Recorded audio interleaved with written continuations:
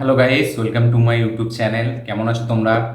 এখন আমরা কথা বলবো হচ্ছে ওয়েস্ট বেঙ্গল ভার্সেস বাংলাদেশ নিয়ে। Yes, West Bengal versus Bangladesh চিরতরে হয়ে আসতে থাকে। আমরা দেখেছি সোশ্যাল মিডিয়ায়, ইউটিউবে যখনই কোনো সিনেমা রিলিজ হয়, বাংলাদেশের সিনেমা এখানে বা এইখানের সিনেমা আমাদের বাংলাদেশে, তো এটা বরাবরই হয়ে চলে এসছে। এবার ফাইনালি এখন কিন্তু এই লেভেলটা অনেক ওপরে চলে গেছে। সেটা কি কি কারণ সেটা নিয়ে কথা বলবে এই ভিডিওটায়। চলো ভিডিওটা শুরু করা যাক। তো কি ব্যাপারটা কি? সব থেকে প্রথম ব্যাপার হচ্ছে তুফান রিলিজ হয়েছে আমাদের এখানে 5 তারিখ। এবার সেই ফিল্মটা দেখার পর আমাদের এইখানে ইউটিউবার যে কমিউনিটি যারা আছে, যারা ইউটিউবার আছে, ফিল্ম ক্রিটিক্স আছে, তো ইউটিউবাররা এই ফিল্মটাকে দেখে তাদের মিক্স রেসপন্স সেটা জানিয়েছে। এবং তার মধ্যে বড় বড় খুব ইউটিউবার আছে, তার মধ্যে অন্যতম হচ্ছে অরিত্রদা।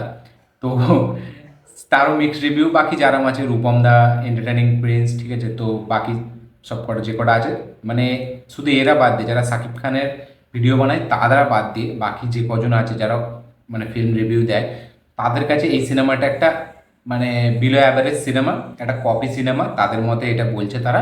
এবং এই সিনেমাটা একটা মিক্স রেসপন্স পেয়েছে।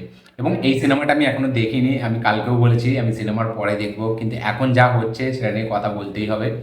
তো এই সিনেমাটি দেখার পর তারা মিক্সড রিভিউ দিয়েছে। এবার এই সিনেমাটি যখন এই ভিডিওগুলো ছাড়া হয়, যে রিভিউ ভিডিওগুলো, সেখানে অনেক কমেন্ট আসে যে বাংলাদেশ মানে কলকাতার অডিয়েন্সরা, ওয়েস্ট বেঙ্গলের অডিয়েন্সরা সিরিয়াল মার্কা সিনেমা দেখে, তাদের মেন স্ট্রিম কমার্শিয়াল কোনো সেন্সিবিলিটি নেই এবং তাদের এখানে সিনেমা বানাতে পারেও না, যেটুকু বানায় সেটা রিমেক, তাও চলে না। এবার সেই নিয়ে হয়েছে মেন ঝামেলা, সেটা নিয়ে এখন কথা হচ্ছে, সোশ্যাল মিডিয়ায় বিশাল লেভেলে কথাবার্তা হচ্ছে, ইউটিউবে একটার পর একটা রিপ্লাই ভিডিও আসছে। এবার ফাইনালি আজকে দেবদা একটা পোস্ট স্টোরি দিয়েছে কিছুক্ষণ আগে, ঠিক আছে, ওই 3-4 ঘন্টা 5 ঘন্টা আগে হবে, যেখানে দেবদা লিখেছে যে একটা হেডলাইন দিয়েছে, যেটা মিডিয়ার তরফ থেকে কিছুদিন আগে ছাড়া হয়েছিল। একটা কিছু পার্টিকুলার মিডিয়ার তরফ আছে বা সোশ্যাল মিডিয়া কিছু ফ্যান পেজ আছে, যেখানে বলা হয়েছিল যে বাংলার দুটো বড় সুপারস্টারের সাথে রায়ান রাফি কাজ করতে চলেছে এবং তুফান রিলিজের পর তার সাথে নাকি দুটো বড় সুপারস্টারের কথা হয়েছে বাংলার। এবং সিনেমা নিয়ে কথাবার্তা প্ল্যানিং নাকি তাদের মধ্যে হচ্ছে, সেটা নাকি রায়ান রাফি বলেছে এক ইন্টারভিউতে। এরকম কিছু সোশ্যাল মিডিয়া ফ্যান পেজ বা এই ফ্যান পেজ বা মিডিয়ার তরফ থেকে কিছু মিডিয়া পোর্টাল আছে, তাদের তরফ থেকে ছাড়া হয়েছে যে রায়ান রাফির এক সাক্ষাৎকারে, এক ইন্টারভিউতে এটা বলেছে যে তুফান রিলিজের পর বড় বড় দুটো সুপারস্টার তাদের সাথে নাকি তার কথা হয়েছে। এবার এই যে ব্যাপারটা যেটা রায়ান রাফি বলেছে, সেটা কিন্তু এখনো পর্যন্ত ক্লিয়ারিটি নেই। কারণ এইটা যে রায়ান রাফি বলেছে না কোনোভাবে এটা সেটাকে করা হয়েছে, সেটা শুধু একমাত্র রায়ান রাফি জানে, আর ওই ইন্টারভিউয়ে যারা ছিল তারা জানে, ঠিক আছে। কারণ যদি রায়ান রাফি এটা না বলে থাকে তাহলে এটা কি করে হয়, মানে কি করে সে বলে দেবে যে বাংলার দুটো বড় সুপারস্টারের সাথে কথাবার্তা হয়েছে এবং তারা তুফান রিলিজের পর তাদের সাথে আমার কথাবার্তা চলছে কোনো সিনেমা নিয়ে। তো এটা হঠাৎ করে কি করে বেরোলো, এটা কি করে হলো? এবার রায়ান রাফি কিন্তু নাম নিয়ে বলেনি, ঠিক আছে, সে বলেছে নাকি দুটো বড় বড় সুপারস্টার। এবার দুটো বড় সুপারস্টার বলতে এই মুহূর্তে আপনারা কাকে বলবেন? এক আছে আমাদের দেবদা এবং আর এক আছে জিৎদা। এরাই এখন বাংলার সব থেকে বিগেস্ট স্টার, বিগেস্ট সুপারস্টার, এবং এদের যথেষ্ট একটা ফ্যান বেস আছে, যথেষ্ট একটা রেসপেক্টিভ পার্সনের। তো এরা দুজন ছাড়া অন্যতম বড় সুপারস্টার এখন কে? হ্যাঁ, যদি প্রসেনজিৎ চট্টোপাধ্যায়ের কথা বলা হয়, সেও বড় সুপারস্টার, আমরা সকলে জানি বাংলা সিনেমায় প্রসেনজিতের অবদান আলাদা, কিন্তু সে এই মুহূর্তে বড় সুপারস্টার না, মানে বড় সুপারস্টারের মধ্যে পড়ে না। সে দুটো সুপারস্টার যদি বলা যায়, সেটা হচ্ছে দেবজিৎ, যেটাকে সবাই জানে যে এই দুটো সুপারস্টার মানে দেবজিৎ। তো সেটা তাহলে কী হিসাবে সেটা বললো, তো আমি সেই কথাটাই যাচ্ছি না, সেটা মিডিয়া মিস ইউজ করেছে কি রায়ান রাফি বলেছে সেটা তো সেই জানে যে অন্য সুপারস্টারকে। এবার কথাটা হচ্ছে, কিছুক্ষণ আগে অরিত্রদা একটা ভিডিও বানিয়েছে, যেটাকে বলেছে যে কলকাতায় তুফান চলছে না বলে, ডিজাস্টার হয়েছে বলে, তাই জন্য নাকি বাংলাদেশি দর্শকদের মতে তারা নাকি সিরিয়াল ধর্মী সিনেমা দেখতে পছন্দ করে, মানে আমরা কলকাতার অডিয়েন্সরা। তো সেই নিয়ে একটা ভিডিও বানিয়েছে অরিত্রদা, যেখানে সে কিছু এক্সাম্পল দিয়েছে কাউয়া বিরিয়ানি, এই বিরিয়ানি নিয়ে, যেটা লজিক দিয়ে সে বুঝিয়েছে। তো সেটা নিয়ে এখন দেখছি মানে কিছু কিছু ফ্যান পেজ আছে মানে বাংলাদেশের, যারা বিশাল পরিমাণে রেগে আছে, যারা প্রচুর রিপ্লাই ভিডিও বানাচ্ছে অরিত্রদাকে নিয়ে, ঠিক আছে, সোশ্যাল মিডিয়ায় বিশাল লেখালেখি করছে। তার অরিত্রদার যে শর্ট ফিল্মটা একলব্য, সেটাকেও বলছে যে মানে একটা কি বিরিয়ানি, এরকম বিশাল চর্চা চলছে এখন। মানে একটা সিনেমাকে যদি ভালো লাগে, মানে সেটাকে ভালো বললে ভালো, কোনো সিনেমা যদি খারাপ লাগে সেটাকে খারাপ বললে তাহলে এরকম কেন? আমি এটা সত্যিই বুঝতে পারি না। আমি কালকের ভিডিওতেও বলেছিলাম যে এটা কেন, মানে একটা ফিল্মকে যদি ভালো লাগে আপনি জেনুইন সেটাকে ভালো বলবেন। আজ কেজিএফ ভালো বলেই সবাই কেজিএফকে ভালো বলছে, ট্রিপল আর ভালো বলেই সবাই ট্রিপল আরকে ভালো বলছে, আজ সুড়ঙ্গ ভালো বলে সবাই সুড়ঙ্গকে ভালো বলছে। তাহলে তুফান, এবার অরিত্রদার যে ভিডিওটায় যে এক্সাম্পলগুলো দিয়েছে সেটা কিন্তু অনেকটা জাস্টিফাই। কারণ আপনারা যদি দেখেন আমাদের ভারতে কিন্তু শুধু বাংলাদেশের ওই কিছু টাইপের কন্টেন্ট যেগুলো তৈরি হয় তার বাইরে কিন্তু আমরা প্রচুর ওয়ার্ল্ড সিনেমা এক্সপ্লোর করি। সাউথ থেকে বলুন, মালায়ালাম, কানাডা ইন্ডাস্ট্রি, আমরা কিন্তু সব ধরনের আমাদের কাছে অপশান আছে। এটা যেটা বলেছে অরিত্রদা সেটা কিন্তু একদম ট্রু, একদম জাস্টিফাই সেই কথাটা। কারণ এটা তো সত্যি যে আমাদের ইন্ডিয়াতে প্রচুর ধরনের কন্টেন্ট আমরা দেখতে পাই। সেটা আলাদা ব্যাপার যে আমাদের কলকাতায় সেরকম সিনেমা বানাতে পারছে না, সেরকম ডিরেক্টর তৈরি করতে পারছে না, যদিও বানাচ্ছে রিমেক। তো সেই জন্য এখন একটা টাইপ অফ অডিয়েন্সকে চেঞ্জ, মানে যেহেতু তারা সিনেমা দেখছে তাই জন্য সিনেমার ফরম্যাটটাকে চেঞ্জ করা হয়েছে। মেন স্ট্রিম কমার্শিয়াল সিনেমা হয়তো বানাতে পারছে না, সেটা ঠিক। কিন্তু এখানে তো আমাদের কলকাতা বাদ দিয়ে অন্য ধরনের ইন্ডাস্ট্রিও তো ফিল্ম আমরা দেখছি। আমরা অ্যানিম্যাল দেখছি, আমরা পাঠান, জওয়ান দেখছি। তাহলে সেই তুলনায় কিন্তু সত্যিই আমাদের এই ফিল্মটা অনেকটা কমজোরি মনে হতে পারে যদি আমরা আগে এরকম ফিল্ম দেখিনি। হ্যাঁ, যদি না দেখতাম সেটা আমাদের কাছে নতুন কিছু এক্সপ্লোর হতো। এটা তো ঠিকই বলেছে যে আমাদের কাছে অপশান আছে তাই আমরা দেখছি। আপনাদের কাছে অপশান নেই, আপনারা দেখেননি, সেটা আলাদা ব্যাপার। কিন্তু আপনারাও যদি এই আগে কেজিএফ যদি অনেক আগে দেখে নিতেন, আপনাদের ওখানে তৈরি হতো, যেই দিনে রিলিজ হচ্ছে সেই দিনে যদি রিলিজ হতো, তাহলে হয়তো আপনারাও দেখতেন, আপনাদেরও এটা অনেকটা ছোটো মনে হতো। যেহেতু মানে আপনাদের ওখানে এই সিনেমাটাই প্রথম হচ্ছে এরকম মেন স্ট্রিম কমার্শিয়াল সিনেমা, তাই জন্য কিন্তু মানে এটাকে বিশাল কিছু মনে হচ্ছে। আমাদের এখানে অলরেডি এর আগে এরকম সিনেমা অনেক হয়ে গেছে। বস বস সিনেমাটা তো একটা বলতে গেলে কাইন্ড অফ গ্যাংস্টার সিনেমা। সেইটা মাস কমার্শিয়াল সিনেমাটা জিদ্দ কবে ব্লকবাস্টার দিয়ে দিয়েছে, চ্যালেঞ্জ। ঠিক আছে, দেবের মানে অনেক সিনেমা আছে, জিদ্দার অনেক সিনেমা আছে, ঠিক আছে, সেগুলো ওই রকম। জুলফিকারের মতো সিনেমা আমাদের এখানে হয়ে গেছে, সজিত মুখার্জি। তাহলে আমাদের কাছে যেহেতু অপশান আছে তাই জন্য আমরা অনেকটা সিনেমা এক্সপ্লোর করেছি। তাই জন্য আমরা যখন আমাদের এখানে কোনো সিনেমা রিলিজ হয় সেটাকে কিন্তু নিয়ে যথেষ্ট পরিমাণ আমাদের মানে বলার, আমাদের বিচার করা সেই মানে মানে ক্যাপাবিলিটিটা আছে যে আমরা বলতে পারি যে এই ফিল্মটার কোথায় কমজোরি, কোথায় কপি। কারণ আমরা সব ধরনের এক্সপ্লোর করছি। তো এইটা যদি সে বলে থাকে, তার রিভিউ মিক্সড রিভিউ থাকে, তো সেটাতে প্রবলেম কোথায়? আমি তো জাস্ট বুঝতে পারছি না। মানে বাংলাদেশের কিছু ফ্যান পেজ আছে তারা শুধু শুধু মানে একটা সেই ওই যে কন্ট্রোভার্সিতে যেটা তারা মানে করতে থাকে সেটা তারা করতেই থাকে। কিছুদিন আগেও দেখেছিলাম দেবজিৎকে নিয়ে হচ্ছিল, এখনও হচ্ছে, ঠিক আছে। এবং রায়ান রাফির যে কেসটা, যেটা দেবদা কিছুক্ষণ আগে পোস্টে বলেছে যে not true but still all the best, ঠিক আছে, মানে তুফানের টিমকে উইশ করেছে। তো এটা তাহলে কেন হলো, এটা কি করে হলো যে রায়ান রাফিকে যদি এটাও বলে থাকে যেটা অরিত্রদা বলছে, কথাটা তো ঠিক।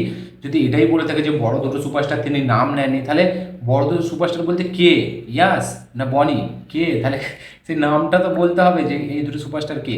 এটা হতেই পারে যে রায়ান রাফি সে তুফান নিয়ে যথেষ্ট মানে তার সবসময় মানে কনফিডেন্স আলাদা লেভেলের। এবার সেটা হতে পারে কারণ সেটা বাংলাদেশের অডিয়েন্সের কাছে সেরকমভাবে নিয়েছে সেই সিনেমাটা, কিন্তু কলকাতার অডিয়েন্সের কাছে সেম নাও হতে পারে। একটা কেজিএফ বা একটা পুষ্পা বা আমি ওইসবও যদি বাদ দিই, আমাদের নর্মাল একটা সিনেমার কথা বলি, একটা 12 ফেল, সেই সিনেমাটা যদি আমাদের এখানে হেভি পারফরমেন্স দেয়, যদি আমেরিকায় খারাপ হয়, যদি বাংলাদেশে খারাপ হয়, বা যদি দুবাইয়ে খারাপ হয়, তাহলে সেই সিনেমাটা মানে যদি কেউ খারাপ বলে সেখান থেকে, তাহলে আমরা তাদেরকে অ্যাটাক করবো। এটা কোন মানে কোন জায়গার নিয়ম আমি বুঝতে পারি না। সত্যি জাস্ট মানে এটা জাস্ট ফাজলামো ছাড়া কিচ্ছু না। এটা জাস্ট একটা নিজেদের মানে কি বলে একটা কন্ট্রোভার্সি ক্রিয়েট করারই একটা সিনেমা, যেটা বাইরের সিনেমা, সেটা আমাদের নাও ভালো লাগতে পারে। আজ আমেরিকা, তাদের কাছে হয়তো আমাদের এখানের ওয়ার সিনেমা পদ্মাবত বা যে কোনো একটা ওয়ার হিস্টোরিক্যাল সিনেমা তাদের কাছে কিছু মনে নাই হতে পারে। কারণ তারা এইসব জিনিসে মাস্টার খেলে নিয়েছে, তাদের কাছে এইসব লট অফ চয়েস তাদের কাছে আছে, ঠিক আছে। তাদের কাছে খারাপ লাগতেই পারে যে আমাদের এখানে যে ট্রিপল আর ভালো হয়েছে বলে, ট্রিপল আর যে ওয়ার্ল্ড ওয়াইড খুব ভালো হয়েছে, তো ট্রিপল আর যদি ওয়ার্ল্ড ওয়াইড না ভালো হতো তাহলে সেটা কি খারাপ হয়ে যেত? আমাদের কাছে কি, আমাদের কাছে এই সিনেমাটা ভালো, বাইরে নাও ভালো লাগতে পারে। তারা এরকম সিনেমা, তারা লট অফ তাদের কাছে চয়েস আছে, তাদের কাছে প্রচুর ভ্যারাইটি আছে, তারা প্রচুর সিনেমা এক্সপ্লোর করে, তাদের কাছে নাই ভালো হতে পারে। তো সেটা নিয়ে আমরা তাদেরকে অ্যাটাক করবো, এটা কোনো কথা হলো? মানে সিনেমা বাংলাদেশের যখনই যে কোনো সিনেমা রিলিজ হবে সেটাকে ভালো বললেই ভালো, না বললেই খারাপ। আবার কিছু ফ্যান পেজ এরকমও দেখছিলাম লিখছে, তারা ডাইরেক্ট দেবজিৎকে নিয়ে আক্রমণ করছে যে দেব তো একসময় commercial cinema, main stream cinema চলছে না বলে সেখান থেকে সরে গিয়ে সিরিয়াল মার্কা ছবি করছে। জিৎ সে ব্যাক টু ব্যাক রিমেক ছবি বানিয়ে যাচ্ছে যেগুলো একটাও বক্স অফিসে চলছে না। রাজ চক্রবর্তী সে তো পুরো কপি মাল, ঝাপা মাল ডিরেক্ট করতো, তারও এখন বাজার খারাপ, সে এখন সিরিয়াল মার্কা জনরায় শিফট করে গেছে। তো এইগুলো আমার মনে হয় না যে একটা সিনেমা রিভিউ কেউ খারাপ দিয়েছে বলে তাকে এরকমভাবে টার্গেট করাটা, আমার মনে হয় এটা কিন্তু শুধু এখন দুটো কোনো ইউটিউবারদের ওপর কিন্তু আসছে না, এটা পুরোপুরি বলতে গেলে একটা ওয়েস্ট বেঙ্গল অডিয়েন্সের কথা আসছে। এবং আমার মনে হয় যারা ওয়েস্ট বেঙ্গল থেকে যারা আসছে তাদের এটা পুরোপুরি জবাব দেওয়া দরকার, নাহলে এটা পরবর্তীকালে হতেই থাকবে। শুধু একটা সিনেমা সেটাকে ভালো বললেই ভালো, না হলে খারাপ, এটা কোন ধরনের কথা? আমি জাস্ট সেটাকে জাস্ট মানে কি বলবো, এটা জাস্ট পাত্তা দিই না, আমি এরকম বলে দিলাম, আমি জাস্ট পাত্তা দিই না। হতে পারে আমার চ্যানেল অনেক ছোট, হতে পারে আমার কোনো ভিউ আছে না, কিন্তু যে কজনই ভিডিওটা দেখবে আমি তাদেরকে বলতে চাই, যদি বাংলাদেশ থেকেও কোনো অডিয়েন্স থাকে যারা এরকম অবুঝ, জাস্ট আপনারা নিজেদের মানে বুদ্ধিটাকে শোধরান। এবং আমি জানি যারা, যেটা অরিত্রদাও বলেছে, যারা শিক্ষিত, যারা জেনুইনলি ওয়ার্ল্ড সিনেমা এক্সপ্লোর করে, তারা কিন্তু এই সিনেমাটা দেখে যে আমাদের এখান থেকে যে রিভিউটা পেয়েছে তারা কিন্তু সেটাকে একমত বলবে, অবশ্যই তারা একমত বলবে। কারণ তারা জানে, যারা একটু শিক্ষিত হবে, যারা একটু সামান্য হালকা কনজিউম করবে ওয়ার্ল্ড সিনেমা, তারা কিন্তু সত্যি এই সিনেমাটিকে আহামরি হয়তো কিছু নাও বলতে পারে।